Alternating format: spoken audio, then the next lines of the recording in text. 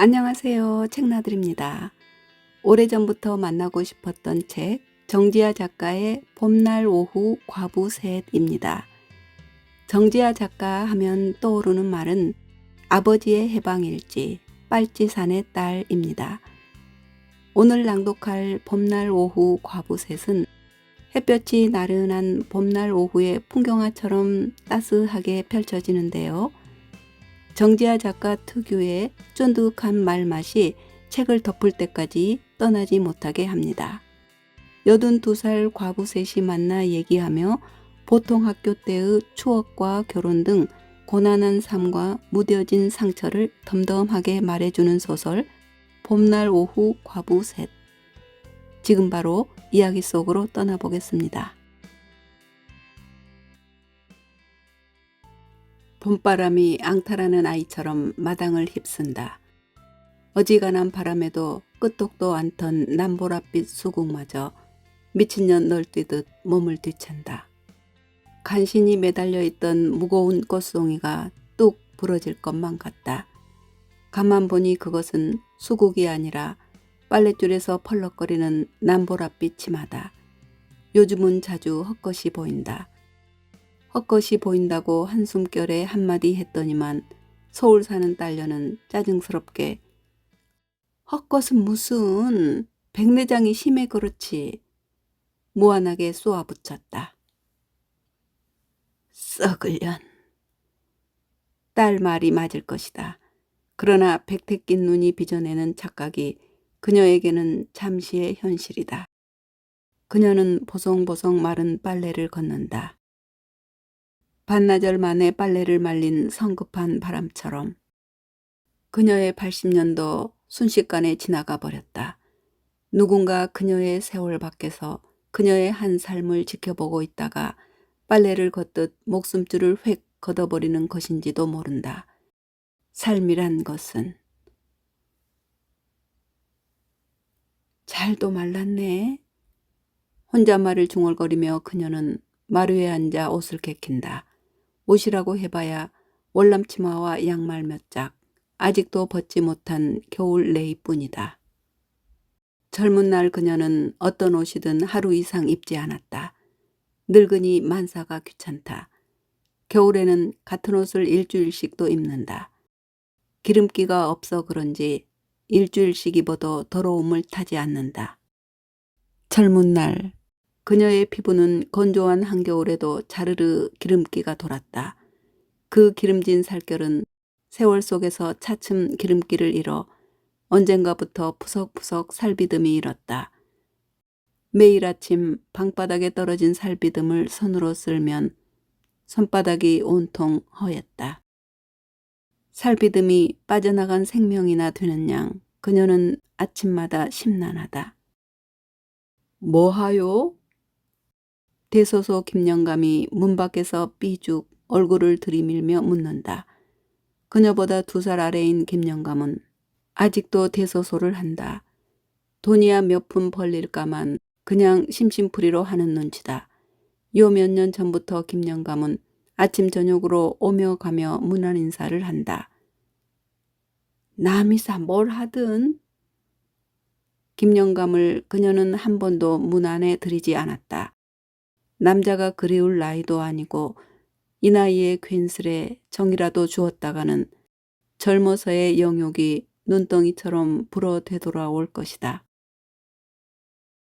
수국이 참 예쁘요. 싱거운 말을 던져놓고 김영감은 사라진다. 마당 한 구석에 수국이 소담스레 피어있다. 30여 년 전 하루꼬네 집에서 한 뿌리 얻어다 심어놓은 것이 어느새 마당 한켠을 점령했다. 그러고 보니 하루꼬가 오지 않았다. 지난 2해 동안 아침잠이 지나면 어김없이 대문간을 들어서던 하루꼬다. 비가 오거나 눈이 오거나 거르는 법이 없어 적잖이 귀찮아 하던 그녀는 허둥지둥 문을 나선다. 옆집 조여사는 지난 겨울 웃으며 인사하고 헤어진 지 1시간 만에 뇌출혈로 목숨줄을 놓았다. 80쯤 되면 언제 불려갈지 10분을 기약할 수 없는 법이다. 급한 걸음으로 성당 앞을 지나는데 저만치 하루꼬가 목을 축 늘어뜨린 채 흐느적 걸어오고 있다. 하루꼬의 무심한 시선은 그녀를 사물인 양 스쳐 지난다. 하루꼬! 몇 걸음이나 지나쳐 가버린 하루꼬가 제 이름 부르는 소리에 걸음을 멈춘다. 다행히 아직은 온정신인 모양이다. 하루꼬는 돌봐줄 자식 하나 없다. 왜 이렇게 늦었어? 응, 영감 아침상이 늦어서 배가 안 고프다고 거르겠다잖아. 그래, 기어이 한 숟갈 먹이느라 늦었지. 하루꼬의 영감은 2년 전 이맘때 세상을 떴다. 남편이 죽은 뒤에도 하루꼬는 하루도 거르지 않고 남편 상을 봤다.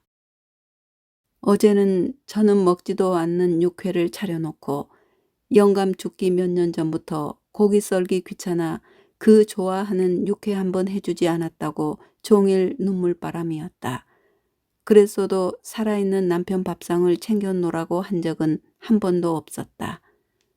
아무래도 하루꼬가 이상하다. 언젠가 이런 날이 올 줄 알았다. 마루의 엉덩이를 걸치기 무섭게 눈물을 짜던 하루꼬가 오늘은 웬일로 무심히 수국을 바라본다. 하루꼬는 어려서부터 수국을 좋아했다. 그녀는 수국이 싫었다. 멋대가리 없이 꽃송이만 커다래서 힘없이 축 늘어진 게 음습한 남보랏빛하며 도무지 정이 가질 않았다. 그래도 수국이 흐드러지는 5, 6월이면 하루꼬네 집에 갈 때마다 몇 송이 꺾어가곤 했다. 14살 하루꼬는 그 꽃을 유리병에 꽂아놓고는 안진뱅이 책상에 턱을 괜 채 그녀의 존재조차 까맣게 잊고 무심히 꽃만 바라보았다. 나는 수국이 싫어. 꼭 눈물 같잖아. 그녀는 수국으로만 향한 하루꼬의 오롯한 시선이 샘이 나서 괜스레 트집을 잡았다. 그때처럼 하루꼬는 수국만 바라본다. 그녀는 하루꼬의 팔을 잡아 일으켰다. 오늘은 같이 갈 데가 있다. 하루꼬, 사다꼬네 가자. 사다꼬? 그래, 사다꼬. 우리 동창 사다꼬. 그녀들은 읍내에 하나밖에 없던 보통학교 동창이다. 어려서 만나 일본 이름으로 부르기 시작한 탓에 아직도 일본 이름이 더 친숙하다. 그녀의 이름은 영자지만 친구들에게 그녀는 되바라진 A꼬다.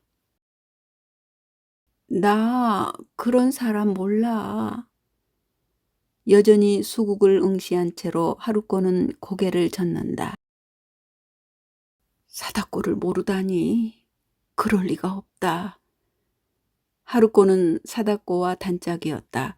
그녀만 쏙 빼고 자기들끼리 몰래 어울려 다닌 것도 그녀는 알고 있었다. 샘 많은 그녀가 샘이나 토라진 적도 골백 번이었다.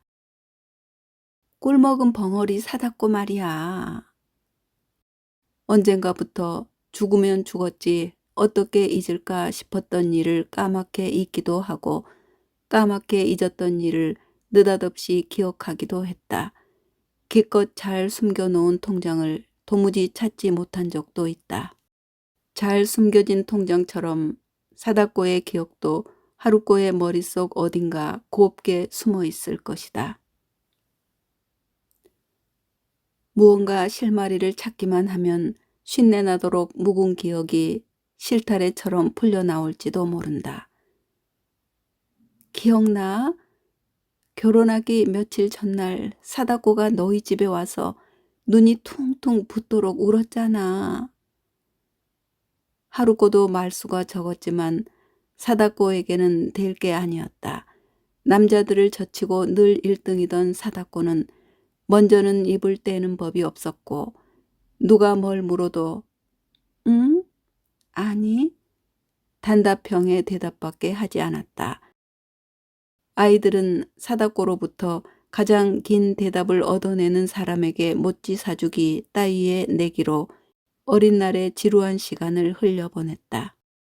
사다코는 공부 잘하고 얌전한 데다 인물까지 반반해서 선생님과 남자 동창들의 사랑을 한몸에 받았다.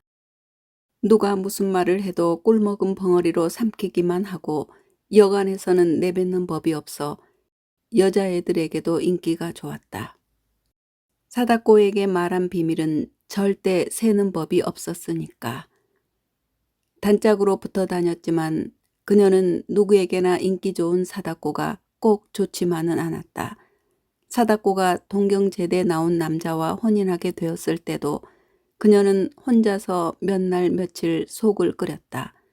그때 그녀는 김약방 박조수와 막 혼인을 한 참이었다. 동경제대라는 말을 듣는 순간 몇 년이나 죽고 못 살았던 박조수에 대한 마음이 깨끗이 가셨다. 그런 저에게 더 화가 나서 그녀는 눈이 퉁퉁 붓도록 울먹이는 사다코에게 동경제대가 싫어? 아, 호강에 초쳤다. 기어이 비아냥거리고 말았다. 그날 새벽 사다코는 동경에 가서 고학을 하겠다며 부산행 열차에 올랐다. 다시 잡혀와 머리 박박 밀린 채 결국 시집을 가기는 했지만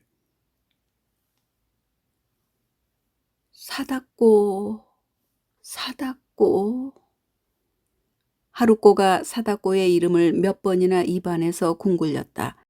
그래도 기억은 돌아오지 않는 모양이었다. 나 그런 사람 몰라. 모르긴 왜 몰라. 사다코를. 울컥 속이 상해서 그녀는 버럭 소리를 질렀다. 일어서. 그녀는 하루코의 팔을 부여잡고 성큼성큼 걸음을 옮겼다. 도살장에 끌려가는 소처럼 하루코는 미적미적 그녀의 뒤를 따랐다. 어려서부터 하루코는 늘 그랬다. 그녀가 김약방을 기웃거리던 무렵 하루코는 급장이던 가네무라 에이이치를 마음에 두었다. 물론 제 입으로 말한 적은 없었다. 그래도 하루코가 에이이치를 좋아한다는 사실을 반 전체가 다 알았다. 에이이치가 근처에 오기만 해도 하루코의 하얀 뺨이 발갛게 달아올랐던 것이다. 그녀는 교정의 등꽃이 만발한 어느 초여름밤 하루코를 부추겨 장문의 연애 편지를 쓰게 했다. 쓰기는 하루코가 썼으나 저 혼자서는 한 문장도 만들지 못해 그녀가 옆에서 따박따박 읊어준 편지였다. 하루코가 새벽에 구겨버린 그 편지를 인두로 깨끗이 다려 에이이치의 가방 속에 넣어둔 것은 그녀였다. 에이이치는 방과 후 하루코를 등나무 아래로 불렀다. 얼굴이 홍옥처럼 붉어진 하루코는 가방도 놔둔 채 주랭랑을 놓았고 그녀가 대신 등나무 밑 벤치로 나갔다. 흥, 누가 모범생 아니랄까봐. 여자 행실이 이래서야 되겠어? 정색을 하고 홍계를 한 에이이치는 하루코가 밤새워 쓴 편지를 돌려주었다. 바보, 여자 마음도 모르는 게 공부는 잘해 무엇해? 그녀가 야무지게 쏘아붙이자 에이이치는 어안이 벙벙하여 아무 말도 하지 못했다. 너 혹시 다른 여자를 마음에 두고 있는 거야? 그래서 하루코가 싫은 거지? 맞지? 이상한 예감에 그녀는 그렇게 몰아붙였고 에이이치는 황급히 그녀의 시선을 피했다. 친구들 중에 가장 빨리 14세 초경을 한 그녀는 그래서인지 동급생들보다 이성 문제에 밝았다. 혹시 사다코야? 그녀는 내쳐 물었다. 등나무 터널을 통과한 초여름 오후의 햇살이 에이이치의 얼굴 위에서 그물망처럼 어른거렸다. 에이이치는 아무 말도 하지 않았다. 사다코가 분명했다. 바보. 벙어리 사다꼬가 뭐가 좋다고. 제 사랑이 끝난 것도 아닌데 그녀는 등나무 아래를 걸어 나오며 눈물을 질금거렸다. 아마 말 한 번 건네지 못한 제 사랑이 감정이입된 탓이었으리라. 달콤한 등나무꽃 향기가 그날은 달콤해서 더욱 서러웠다. 그 꽃향기며 햇살 어른거리던 에이지의 붉은 얼굴이 아직도 눈에 선하다. 나는 싫어. 너 혼자 다녀와. 사다코의 집 앞에서 하루코는 또다시 멈칫거린다. 공마당 구경을 갈 때도 밤 벚꽃놀이를 갈 때도 어렵사리 꿰어놓으면 하루코는 공마단 앞에서 혹은 꽃구경 가는 길에 미적미적 돌아서곤 했다. 80이 넘은 지금도 14살 시절과 똑같다. 전주사범 나온 선생과 혼인날을 받아놓고도 하루코는 볼살이 쏙 빠지도록 걱정이 태산이었다. 생판 모르는 사람과 어떻게 한 방에서 같이 사느냐고, 어떻게 어머니를 두고 가느냐고, 틈만 나면 질질 눈물을 짜던 하루코는 시집간 지 2년 만에 보약해 살이 오른 채 친정에 다니러 왔고 이번에는 혼자 두고 온 남편이 걱정이 되어 이틀 만에 부랴부랴 돌아갔다.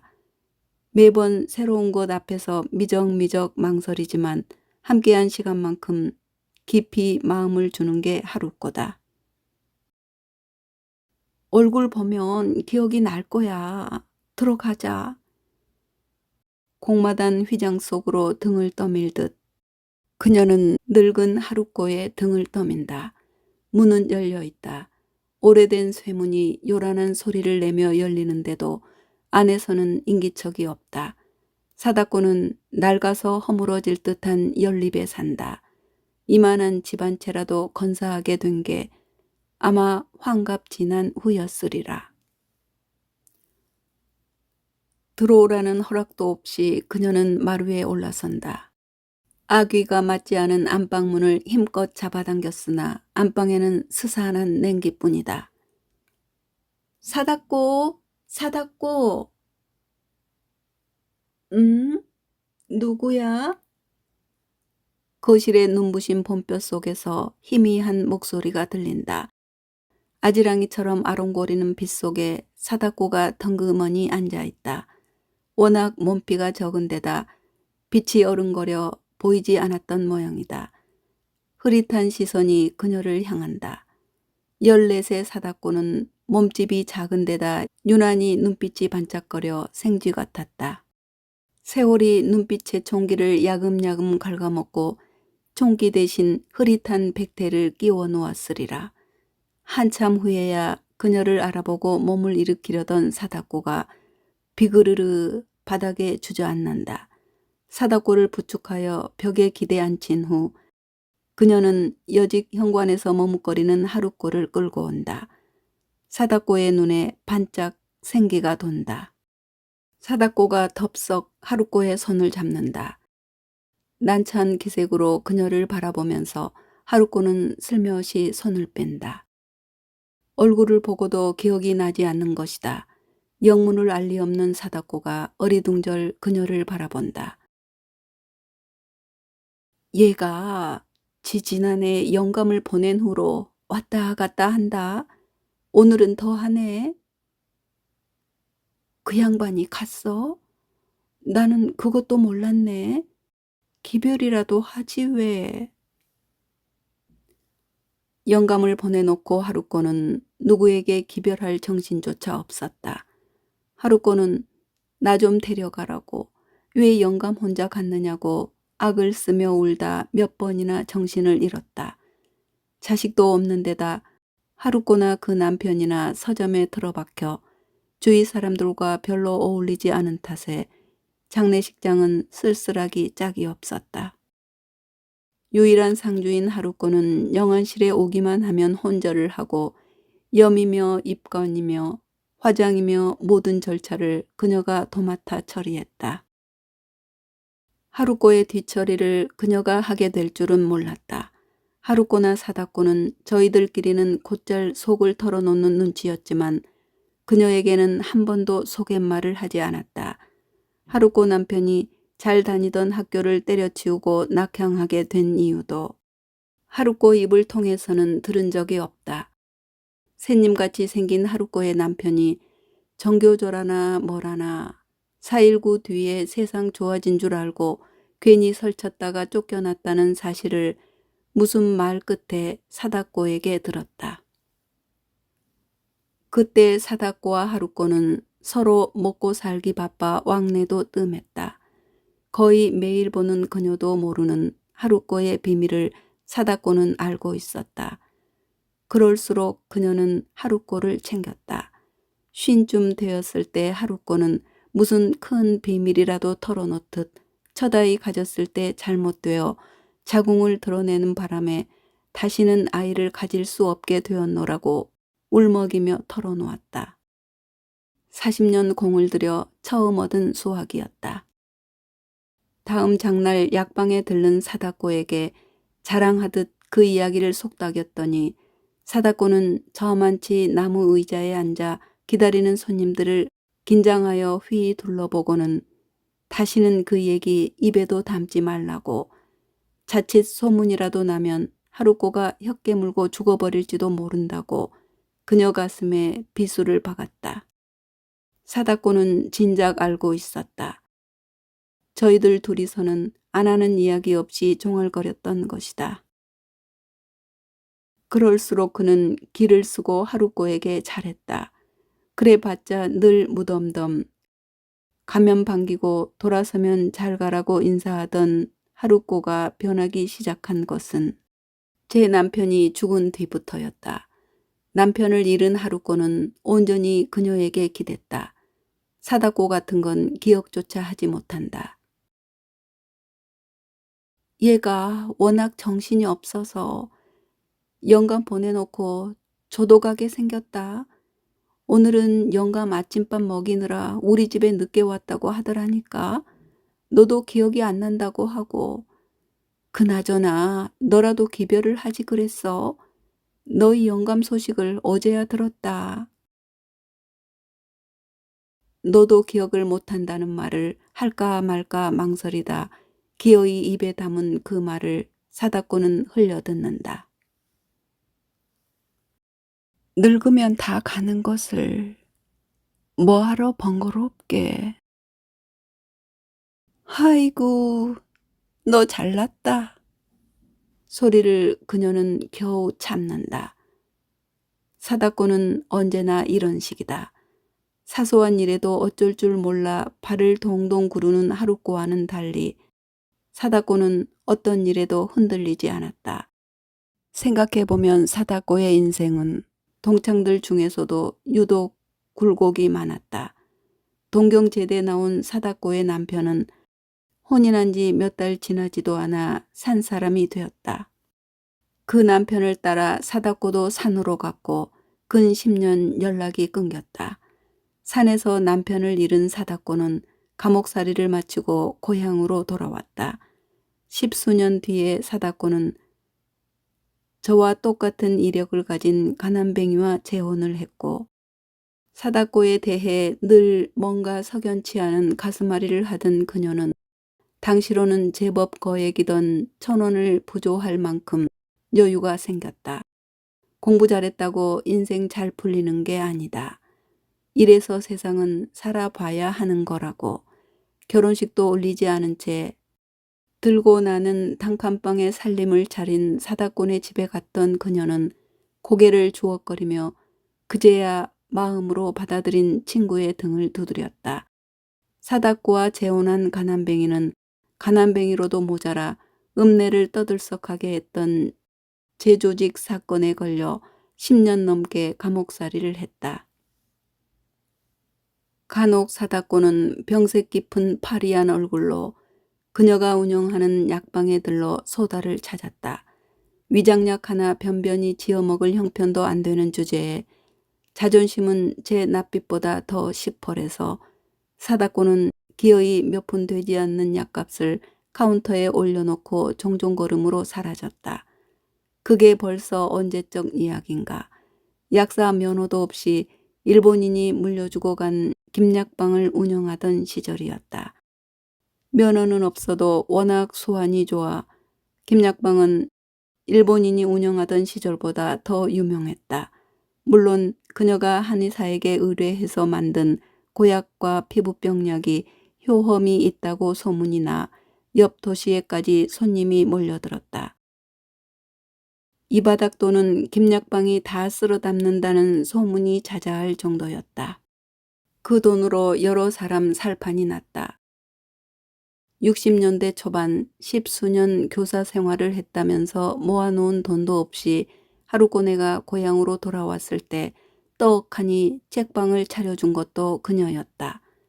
물론 10년에 걸쳐 하루꼬가 다 갚기는 했지만 하루꼬에게 그 돈 갚으라는 말을 하지는 않았다. 애당초 줄 작정이었다. 주변머리 없는 하루꼬가 은행 이자 쳐서 마지막 한 입까지 똑 부러지게 갚았을 뿐이다. 그녀는 그게 외려 서운했다. 조금만 살갑게 굴었더라면 사다코에게도 먹고 살 미천쯤 마련해줄 형편이 되고도 남았다. 돈을 잘 벌기도 했지만 그녀는 돈을 쓰는데도 인색하지 않았던 것이다. 그러나 사다코는 단 한 번도 힘든 내색을 하지 않았다. 힘든 내색은커녕 언젠가는 그녀에게 따끔한 홍게를 늘어놓기도 했다. 좁은 읍내에 그녀에 관한 소문이 파다하게 나돌 무렵이었다. 어린 그녀의 가슴을 설레게 하던 박조수는 약방을 그녀에게 맡겨두고는 국궁이니 색소폰이니 쓰잘데없는 데 미쳐 밖으로만 나돌았다. 야리야리 부끄럼 많고 다정하던 박조수는 알고 보니 그녀에게만이 아니라 세상 아무 여자에게나 부끄럼 많고 다정했다. 결국 박조수는 40도 되기 전에 첨년의 무릎팍을 베고 자다 급사했다. 그 무렵엔 남편에 대한 정 따위는 흔적도 없이 사라져 쓸데없이 돈만 쓰고 속만 태우더니 시원코 잘 됐다. 눈물도 나오지 않았다. 마지막으로 내가 듬뿍 사랑받았으니 보내는 길도 내가 알아서 하라고 첨년에게 돈 뭉치만 던져놓고 그녀는 모르쇠로 일관했다. 아무리 그래도 본실이 너무하는 것 아니냐고 뒤에서 말들이 많은 모양이었지만 그녀는 신경 쓰지 않았다. 막내가 서울에 있는 고등학교에 진학한 뒤 그녀는 읍내 고등학교 선생과 눈이 맞았다. 술을 마신 다음 날이면 어김없이 바카스를 사 먹으러 오는 남자였다. 역사 선생이었던 그 남자는 손가락이 유난히 길고 하였다. 박조수의 손도 그랬다는 것을 까맣게 잊고 그녀는 남자에게 흠뻑 빠졌다. 남자가 혼자 몸이었으면 자식들이야 뭘 하든 재혼을 했으리라. 애석하게도 남자는 유부남이었고 결혼 직후부터 아내와 사이가 좋지 않았지만 우유부단하여 조강지처를 벌일 위인이 아니었다. 어쩔 수 없이 체념했으나 남자는 하루에도 몇 번씩 바카스를 사러 약방에 들렀다. 바카스를 건네주다 손이 스쳤을 때 전기의 감전이라도 된 듯 온몸이 저르르 떨렸다. 그 떨림을 예민한 남자는 놓치지 않았다.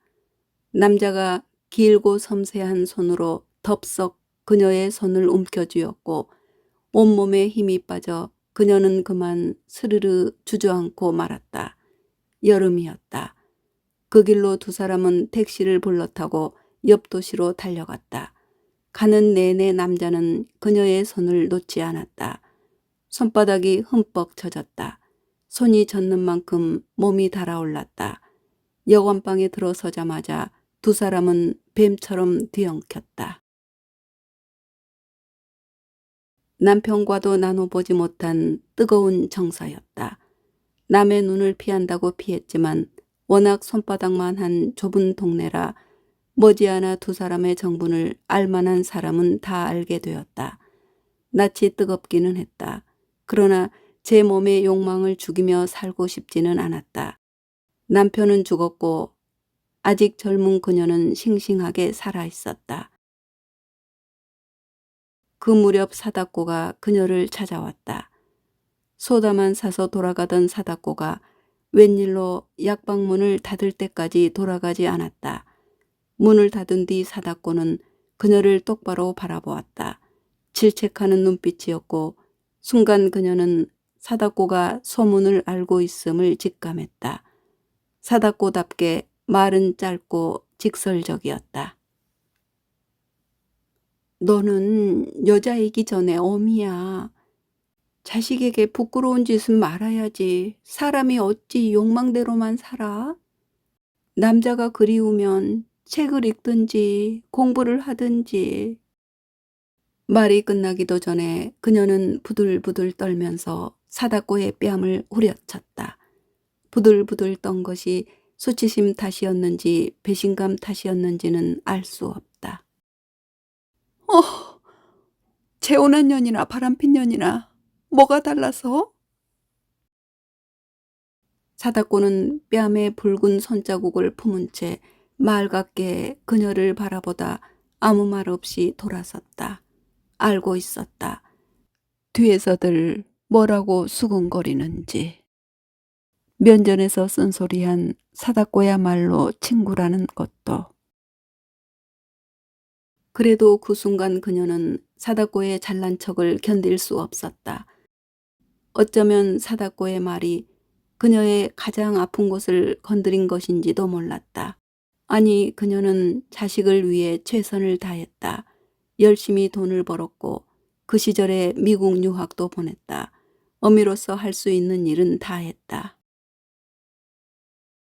아이들이 서울로 진학을 하면 만사 제쳐두고 따라가서 직접 집을 구했고 믿을 만한 식물을 구하기 위해 사방으로 다리를 놓아 알아보았다. 아무리 평판이 좋아도 집에서 두어 해 지켜본 사람이 아니면 절대 아이들을 맡기지 않았다. 아이들 좋아하는 참게장을 직접 담갔고 겨울이면 갓김치에 석박지에 고들빼기에 종류도 다양하게 김장을 해서 보냈다. 그녀의 인생 10분의 9는 아이들 것이었다. 나머지 일 정도는 나의 즐거움을 위해 쓸 수도 있는 것 아닌가. 사다꼬를 보낸 뒤 그녀는 요 위에 엎어져 펑펑 울었다. 울면서도 그녀는 남자의 팔베개가 그리웠고 살냄새가 그리웠다. 남자의 아내에게 결국 들통이나 관계가 깨진 후에도 그녀는 사다꼬 보란 듯이 남자를 만들었다. 누가 뭐라든 사람답게 살고 싶었을 뿐이다. 지금도 그녀는 지난 세월을 후회하지 않는다. 그런데도 사다꼬만 보면 그날의 수치심이 되살아난다. 사다꼬가 우유를 내온다. 따뜻하게 데운 우유다. 사다꼬가 따뜻한 잔을 하루꼬의 손에 쥐어준다. 봄볕이 찬란했으나 난방을 하지 않은 실내는 소름이 돋도록 서늘하다. 하루꼬, 나 감옥에서 나왔을 때 내가 만들어준 이 콩물을 먹고 병을 고쳤잖아. 지금도 어디만 안 좋으면 콩물을 먹는다. 내 만병통치약이야. 어여 마셔. 그 말에 그녀는 또 비위가 상한다.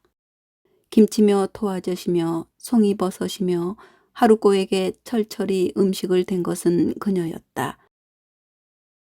그녀는 하루꼬의 콩물 같은 건 먹어보지 못했다. 서점한다고 늘 바쁘던 애가 콩 삶고 갈고 거르는 그 귀찮은 일을 마다하지 않았단 말이지. 믹서도 없던 그 시절에. 흐트러진 마음이 얼굴에 고스란히 드러난다. 픽, 사다꼬의 입에서 웃음이 새나온다.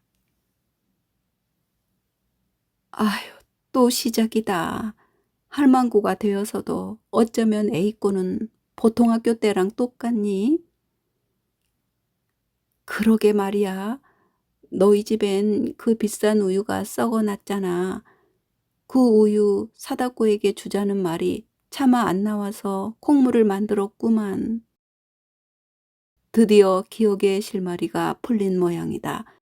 얼마만인지 웃으며 말을 받는 하루코가 반갑고 반갑지 않다. 너 괜찮은 거야? 내가 괜찮지 그럼? 영감 죽은 것은 알아? 얘가 지금 무슨 소리를 하는 거야? 하루코가 아무것도 모르는 얼굴로 되묻는다. 영감이 아침밥 먹기 싫다고 했다는 말을 그녀는 차마 하지 못한다. 이렇게라도 돌아왔으니 다행이다. 이게 다 사다코 덕이라는 데 생각이 미치자 그녀는 그새 하루코 정신 돌아온 반가움을 잊고 아이처럼 불퉁거린다. 너한테 콩물은커녕 따뜻한 숭늉 한 그릇 못 얻어먹었다. 쯧쯧. 하루코가 혀를 찬다. 아이고, 내가 내 고추장 맛있대서 고추장, 된장, 간장 너희 애들 셋이 다 커서 시집 장가 갈 때까지 내가 다 됐다. 영감하고 나하고 먹은 것보다 너희 집으로 간 게 몇 배였어. 너희 애들 다 너 닮아 배꾸리가 크잖아. 그뿐이야. 너희 애들이 내가 만든 딸기잼 한번 먹더니 환장을 해서 그것도 평생 됐고 조목조목을 버버랴. 내가 해줄 건 그런 것밖에 없어서 할 수 있는 건 다 했구만. 또 심통이다.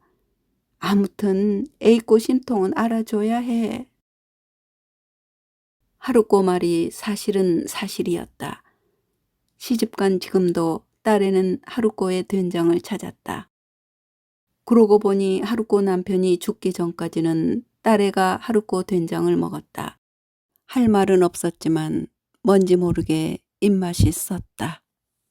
생각해보면 그거야 준 만큼 돌려받은 것이다. 빚지고는 못 사는 성격이라 빚을 갚듯 하루꼬는 장을 담갔을 것이다. 아무것도 주지 않은 사다코가 얻어먹은 콩물은 빚이 아니라 마음이었다. 그 욕심으로 이만큼 산 거지 뭐. 사다코가 또 잘난 척을 하고 나선다. 그 지난한 세월도 잘난 척을 꺾지는 못한 모양이다. 80이 넘었는데도 사다코의 말에 비위가 상하는 그녀 역시 변한 게 없다. 그녀는 욕심도 많고 지기 싫어하는 성품이라 그렇고 사다코는 책이든 제 자신이든 한치 흐트러짐 없이 반듯하게 줄 서 있어야 직성이 풀리게 생겨 먹어 그렇다. 그런 걸 알면서도 번번이 비위가 상한다. 알면서도 어쩌지 못하는 것이 성품이다. 언제 상을 당했냐는 듯 말로야 초연하지만 사다코의 안색은 초췌하다 못해 병색이 완연하다. 원래 입도 짧은 데다 큰일을 겪었으니 제대로 먹지도 못했을 것이다. 밥이나 제대로 먹는 거야? 그럼 하루 세끼 꼬박꼬박 챙겨 먹고 있어. 뭐 하자고 이렇게 챙겨 먹나 싶다가도 내 몸 건사 잘하는 게 자식에게 해줄 수 있는 유일한 선물이다 싶어서 약 먹듯이 먹는다. 어련하시겠어? 기어이 그녀의 입에서 비아냥이 나오고 만다. 세월은 정작 둥글려야 할 것은 그냥 놔두고 육신만 갉아먹는 모양이다. 사다코는 저를 쥐잡듯 잡아 공기 바짝 든 신병처럼 모진 세월을 견딘다. 그것이 사다코의 방식임을 알면서도 늙음아까지 무어 그리 안간힘을 쓰는지 그녀는 안쓰럽다 못해 짜증스럽다. 기대어 견디는 법을 사다코는 알지 못한다. 40년을 함께 산 남편에게도 아마 기대보지 못했을 것이다. 그러니 저렇듯 초연하게 버텨낼 수 있는 건지도 모른다. 너는 좋겠다. 자식이 있어서.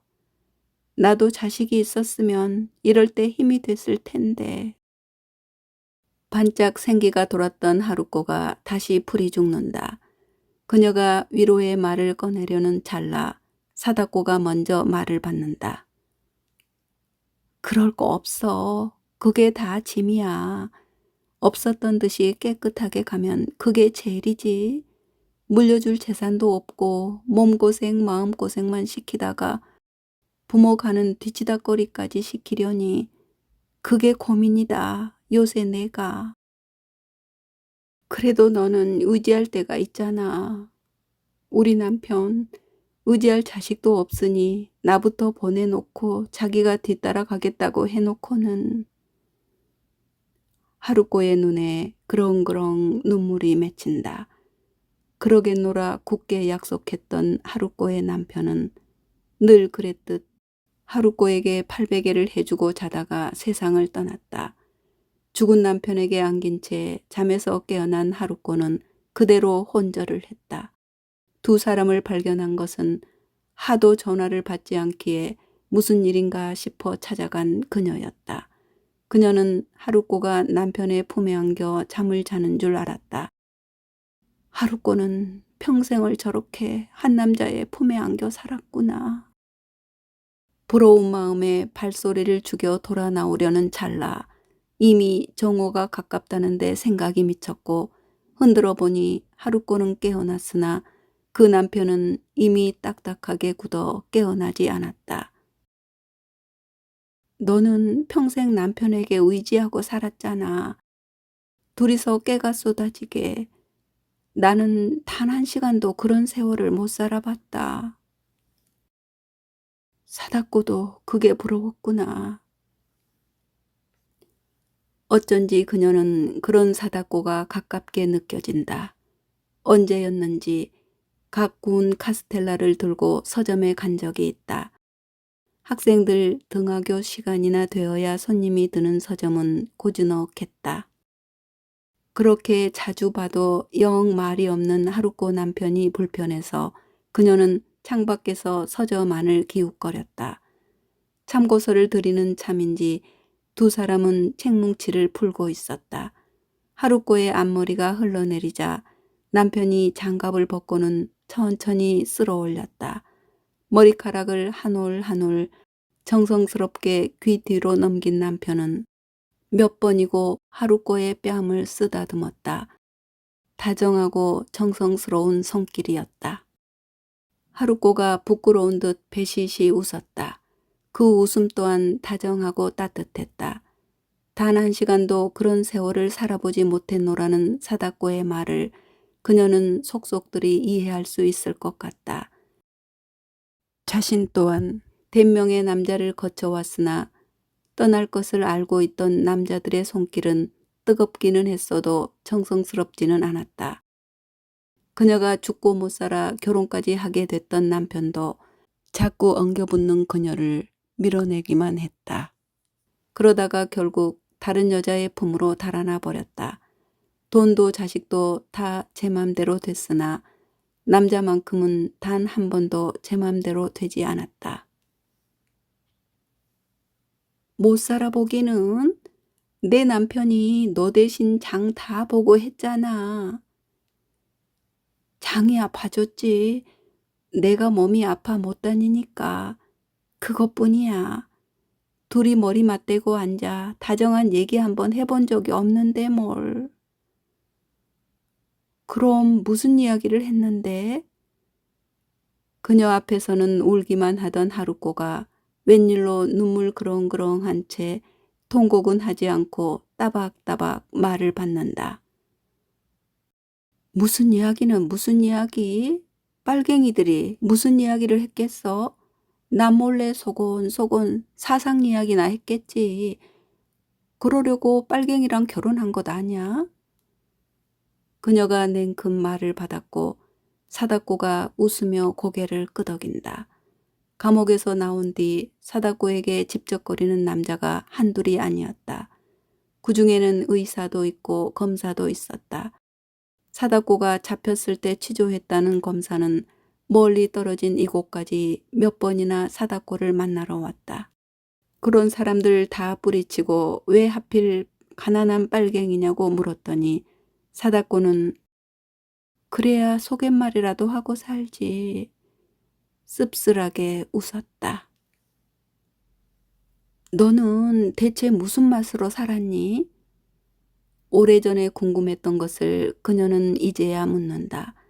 돈도 없고 남편도 보잘것없고 직업도 없고 있는 거라곤 딸랑 아들 하나.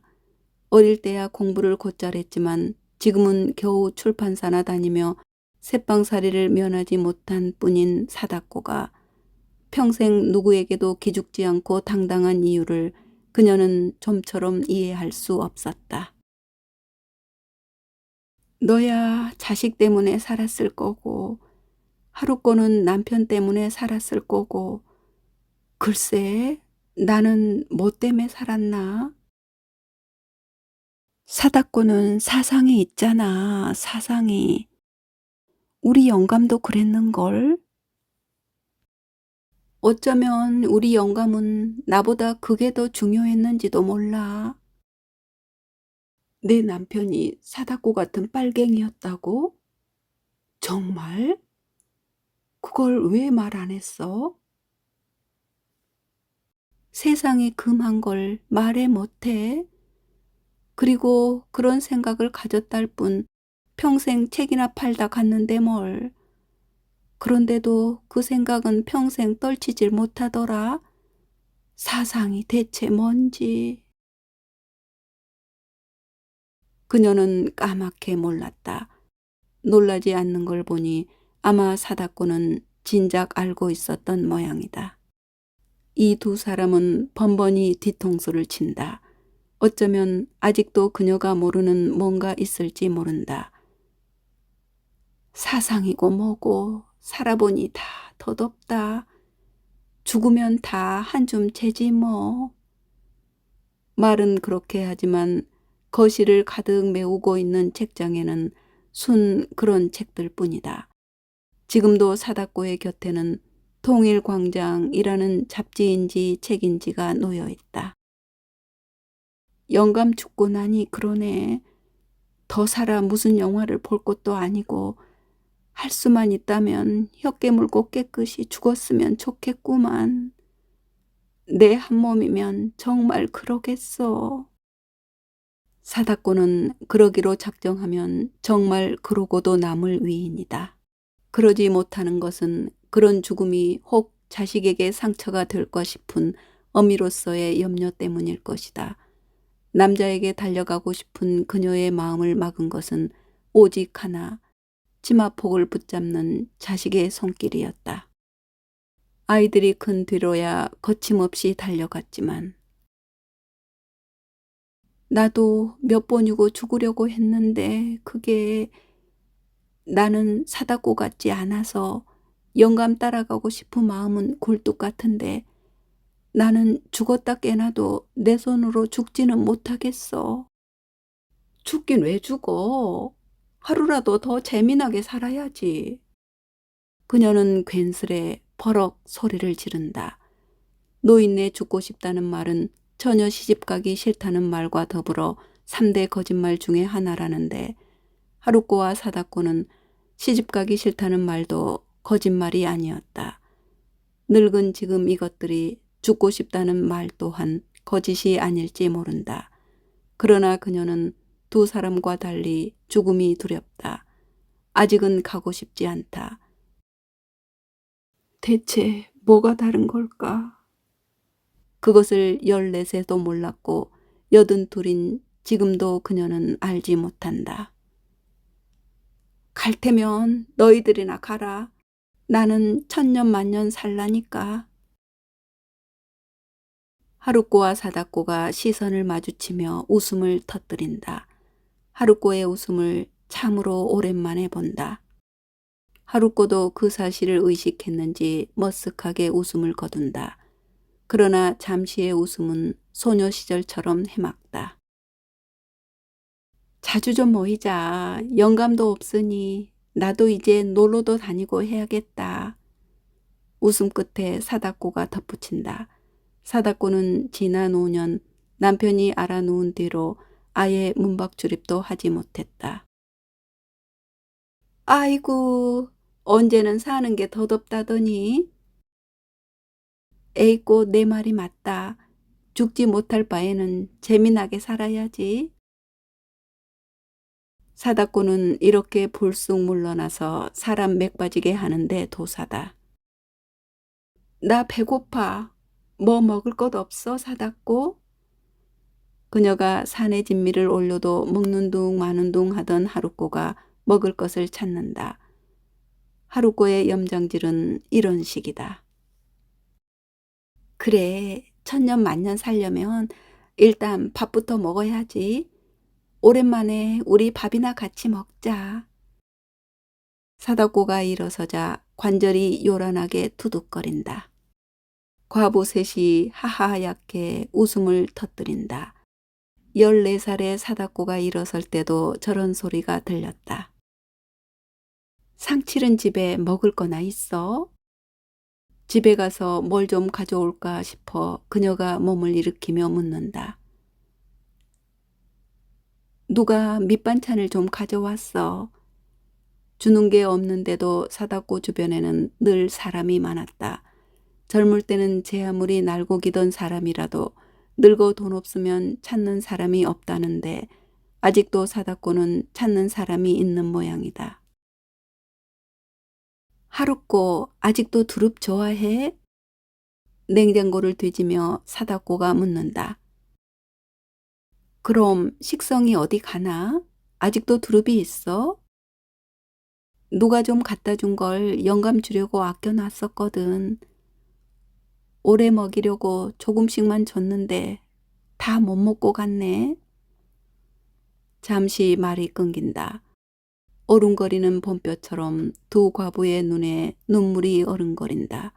그 눈물이 흘러내리기 전에 그녀가 얼른 묻는다. 나 좋아하는 고기는 없어? 참, 에이꼬는 삼겹살 좋아하지? 여기 어디 얼려둔 게 있을 텐데.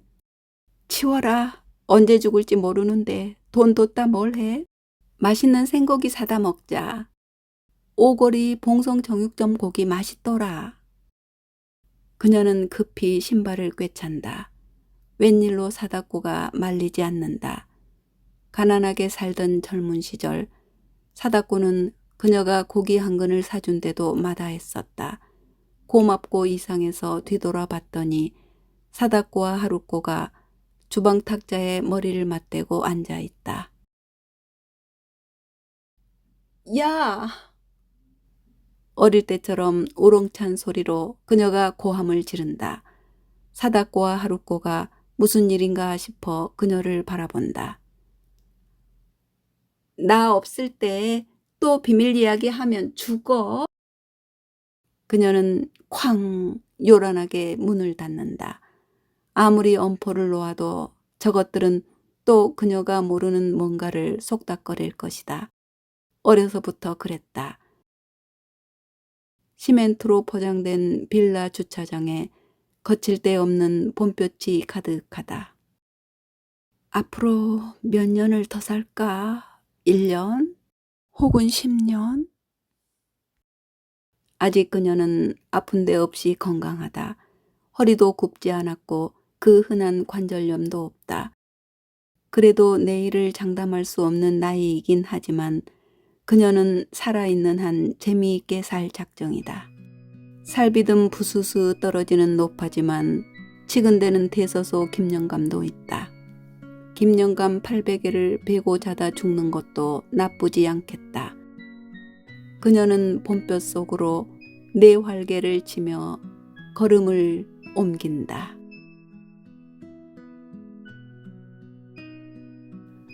네, 이야기는 여기까지인데요. 에이꼬, 하루꼬, 사다꼬. 어려서 보통학교 동창인데 일본 이름으로 부르기 시작해 글이 불리지만 에이꼬의 이름은 영자입니다. 일본인이 하던 약국을 이어받은 영자, 즉 에이꼬는 치매에 걸린 하루꼬와 함께 사다코의 집을 방문하는데 과거와 현재를 오가며 세 사람의 인생 역정이 잔잔히 펼쳐집니다. 너는 도대체 무슨 맛으로 살았니? 에이꼬가 사다코에게 핵처럼 던진 그 질문. 조용하지만 상황의 반전은 엄청났습니다.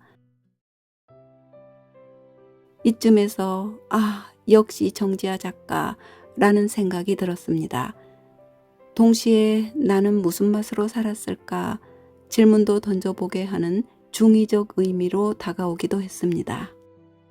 한편 80이 넘어도 친구끼리 만나면 여전히 14살 소녀처럼 질투도 하는 모습은 참 귀엽기도 했는데요. 몸은 늙어도 여전히 마음은 소녀라는 사실도 신기했습니다. 이 말에 동의하신 분 많으시죠? 오늘 또 다양한 댓글 기대해보며 저는 또 다음에 찾아뵙도록 하겠습니다. 고맙습니다.